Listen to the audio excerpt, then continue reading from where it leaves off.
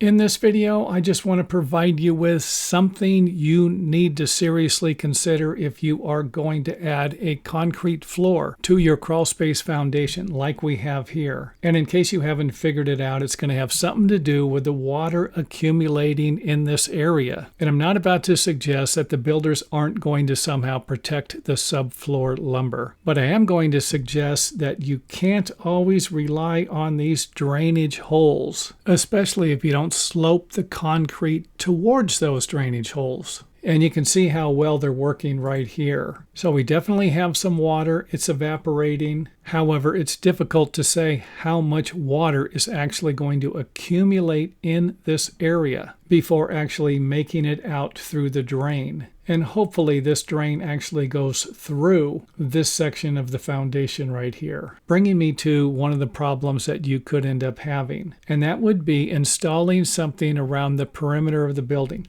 like we have here, or even a landscaping planter. And something else you should consider doing will be sloping the concrete towards the drainage holes and possibly installing more drainage holes. Which brings us to another problem you could end up having will be if you raise the soil around the perimeter, you could have moisture draining into your building foundation. So hopefully you're still paying attention, because if these drain holes get plugged or clogged, you could end up trapping a lot of water in this area, or at the very least a few inches. Looks like we're about 6 inches above the concrete floor here, suggesting that this pool of water would eventually drain into the other side here and hopefully find its way out. So it wouldn't be a bad idea to lower all of these openings to where the bottom of the opening is level with the top of the concrete floor.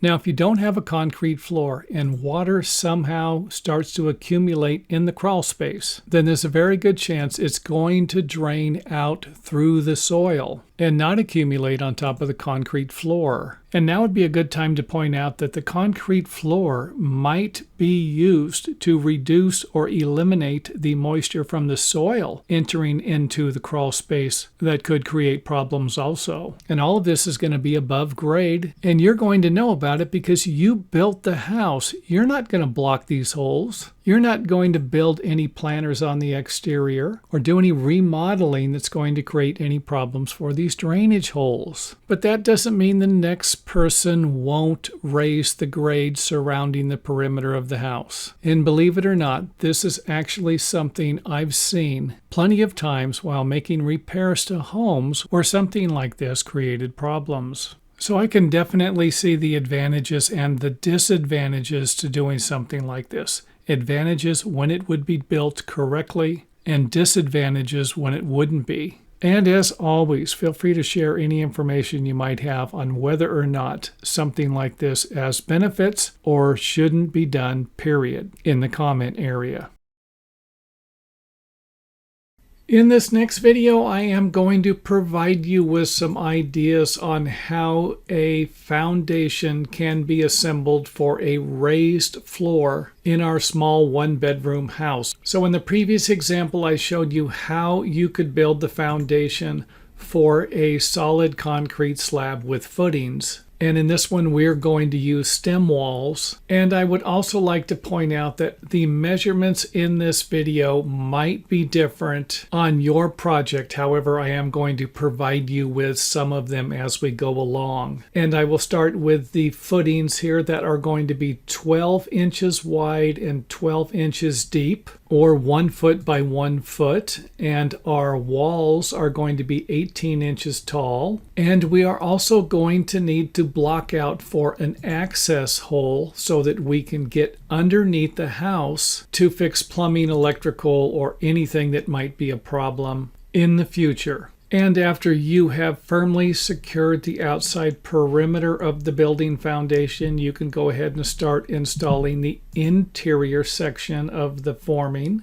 And the forms are going to be spaced 6 inches apart so that we have a stem wall that is going to be 6 inches wide. And the access hole for most building codes is going to be 18 inches tall by 24 inches wide. And we made ours a little bit larger than that, but you can see how all you need to do is install a couple of boards here and firmly attach them to the building forms. Next up, let's go ahead and install the rebar. We're going to keep it about 2 to 3 inches away from the wood and center it in between the forms. And we are going to be using number 4 or 1/2 inch rebar. And as you can see, the bottom piece of rebar continues through the footing and the upper 2 will stop at the block out. And your concrete foundation might require 2 pieces of rebar at the bottom. And don't forget to check with your local building department to make sure that you have all of the building code questions that you have answered. And of course, you're not always going to get that from videos on YouTube or even the correct information on YouTube. Trust me on that one. And I'm not about to suggest that I'm always going to be able to provide you with the correct information also. And one of those things to check would be the minimum distance that the rebar can lap. It's usually going to be 40 times the diameter, which would be about 20 inches. And I like to have my laps a minimum of 24 inches. However, if 20 inches is the minimum, we don't need to get carried away. And hopefully this makes sense with the rebar. And another view without the forms. And of course, a view with the anchor bolts before we put the forms in. And again, this is something you can't always do on the job site. However, with this modeling stuff, you can zoom right into anything you want. And one of those things will be the fact that we're going to need anchor bolts within 12 inches of the break. And that would be the framing plate breaks, which I will provide you with in a few minutes here. And sometimes the rebar is going to connect to the anchor bolts, and sometimes it's going to be a problem, especially if you're going to be using 2x4 framing plates, along with trying to center the rebar in between the 6-inch stem wall. Next up, let's get our inspection if we're getting one, and if not, then it's time to pour the concrete and strip the forms after it dries, of course. And again, a good look at the anchor bolts in the corner. You need to make sure that you're laying out the anchor bolts for your framing plate breaks. And if you don't walk away from anything in this video, make sure that you lay them out to miss all of the joist also. And I can't tell you how many times I've worked on a project where that just wasn't the case. And here is the example I was referring to where the anchor bolts are within 12 inches of the break on each side. And we even moved the anchor bolts in a little bit so that we didn't need to notch so much out of the rim, but you can do it however you want to, and even use 2x6 sill plates. And another thing I like to do is to run the sill plate past the opening here, even though you don't have to do that, especially if you need a little more room for access. And now let's go ahead and install our floor joist along with our mid-span blocks and the blocks we're going to use to support our walls that are going to run parallel to the floor joist. So let's go ahead and take a closer look at the blocks along with our doubler so that we can support the joist. And even though I did not install a hanger, you might want to install hangers here, even if you are going to be using 2x6 framing plates. And we will also need to cut out sections of the rim joist so that we can install some vents so that we can have some crawl space ventilation if that is what you need. I know some people are building crawl spaces without ventilation, but again, that's something that you might want to double check on. I'm not entirely sold on that idea. And a view of the mid-span blocks that are staggered so you can get better nailing. If you run them in a line, they won't be as easy to nail. Next up, let's go ahead and take a look at our wall framing. And we're blocking instead of installing double joist underneath the walls. And that might not be necessary on this side. You could always install a double joist under this wall. However, it's going to be difficult to install a double joist under any wall that you're going to be installing plumbing pipes in. So this method here might be preferred to the double joist. And hopefully that makes sense. Another view of it there.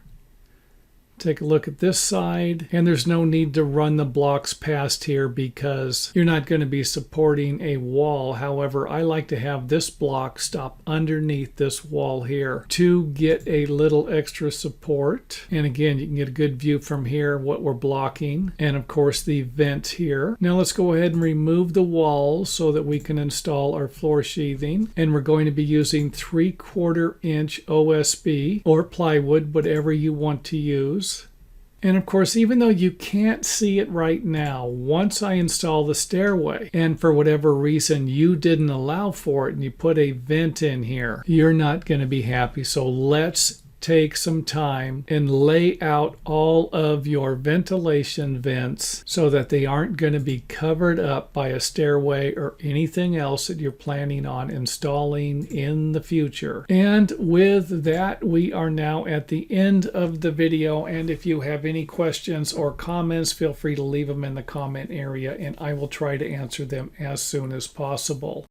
And thanks for watching. Don't forget to check out some of our other videos on YouTube. And if you can't find the videos on YouTube, make sure that you visit our website to find a complete organized list of all of the videos we've made so far.